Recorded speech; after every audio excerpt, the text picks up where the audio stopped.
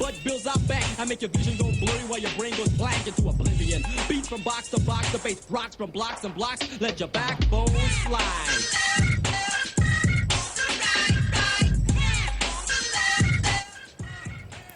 To some, it is a party anthem from another era. That song, Let Your Backbone Slide, has cultural significance that goes beyond its chart position. It helped put Toronto hip-hop on the map back in the late 1980s. It's the first rap song inducted into the Canadian Songwriters Hall of Fame. So the artist is with me now. He was born Wesley Williams. We all know him as Maestro. Maestro, thanks so much for joining us on this 30 years later. Congratulations. Thanks for having me. Backbones is still sliding in 2019. It's incredible. What is the significance of this song to you now, all these years later? Well, I got a slogan. We don't make records, man. We make history. And it's a blessing that people took it in the way it did and to last so long, you know? And it's really a blessing. This is good for me, but it's great for Canadian hip-hop that Let Your Backbone Slide is getting inducted as something that means a lot to a lot of people. Yeah, what do you think it's going to do for the rap scene in Toronto, in Canada? I just think it'll reinforce the importance, reinforce the magnitude, and it's an honor to still be recognized. I really appreciate being appreciated. And the significance of the songwriters part to this Hall of Fame, I grew up with Backbone. I know a lot of people who did, and you had to explain rap and lyrics to some people. So what does it mean to you and to every other rap artist to have it acknowledged as a songwriting art form? Well, back in the days, this songwriting, this art form, as we call it now, was considered a fad. And for it to last so long and for people to acknowledge it the way that this means a lot, because I'm doing my thing now, but look what Drake's been doing lately, you know, within the last 10 years, 15 years. Canada's at the top of the global food chain when it comes to this genre of music. You know, shout out to Tory Lanez, shout out to all the producers out of Canada, what have you, all the songwriters, all the hip-hop artists, all the lyricists. So this is like, I gotta say, I'm a staple in the maple. So I'm glad I'm getting knowledge. Yes, as we all are. Can you take us back to that time, though? This track came out in 1989. What were the struggles? What did you face then that maybe people these days won't? We didn't have the internet back then. We didn't have word of mouth. I was lucky to have Much Music. Shout out to Stevie B. Shout out to Much Music and Electric Circus. That was the machine right there. Much Music, to have the videos out played on Thursdays once a week. And if you're lucky, you might be able to see the video game on the weekend. But it was no YouTube. There was nothing like that. You know, it was just a one-time, once-a-week time thing. And it's a blessing to see this music evolve, this genre of music evolve the way it has.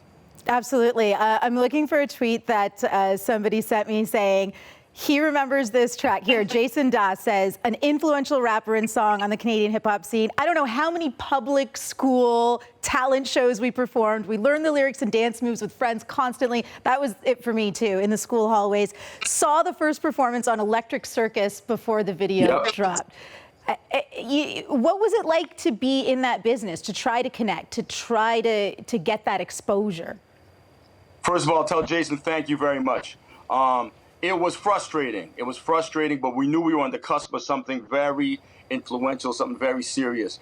But there was no point of reference back then. I couldn't look at anybody to say, well, this is what so-and-so did from Scarborough 5 years ago. No, it was like instinct. It was like traveling to New York City, getting lost because we didn't have GPS back then. Ending up in Lake Placid accidentally, you know, on the way to Manhattan to drop off demo tapes to labels. To labels to finally mail back to me saying we're not interested in your music. A lot of hardships people don't know about, you know. But then to get that opportunity and to run with it and for it to be acknowledged 3 decades later the way it has, you know, I gotta say a special shout out to my producers and everybody and all the fans and DJs, everybody involved, and to make this happen, because it was a lot of blood, sweat, and tears back in the days. Definitely, I'm from the era of the physical, but now we're well in the era of the digital. Things are a little different now. Yeah, and now you go by Coach Fresh. So what are you saying? No, Maestro Fresh Wes. I'm always the Maestro Fresh Wes. But who are you coaching, and what are you saying? What are you saying, Coach? Well, Coach, I like that. Coach Fresh has a nice ring to it. What happened is I was coaching my son's football team a few years ago, and one of the athletes said, Coach Wes, my mom says you used to rap or you rap? I go, yeah. Can we call you Coach Fresh? And I said, nah, just call me Coach Wes. But I went home and I thought about it. Coach Fresh kind of has a nice little ring because I've been coaching these cats for a long time. You know what I mean? Yeah. A lot of these MCs for a long time. So it's a blessing. So with your insight now, I mean, what are the barriers that we still need to break through in order to help artists thriving in this country?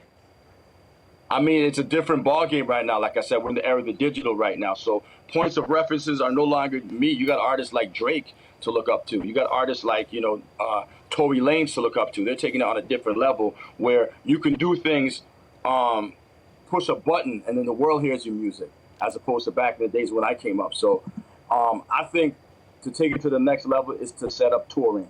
More artists got to get out there because you could blow up on your Spotifys, you can blow up on your YouTubes with your viewership, but to get out there and do national as well as international tours, that's definitely a challenge right there, to put a substantial stream of income in your pockets. But in terms of promotion, oh my goodness, these guys are geniuses. I'm learning from these kids all the time. Okay, and you're still recording, so are we going to see you on tour soon? Yeah, hopefully. I got some shows coming up definitely next little while. So we got November 21st, and I got a couple more dates I'll mention to you guys in a little while. I'm going to let you know. Okay. It was great to speak with you. Thank you so much. Congratulations. You've done a lot for so many of us. God bless. Thanks a lot for the support. Maestro Fresh Wes, joining us live on CBC News Network.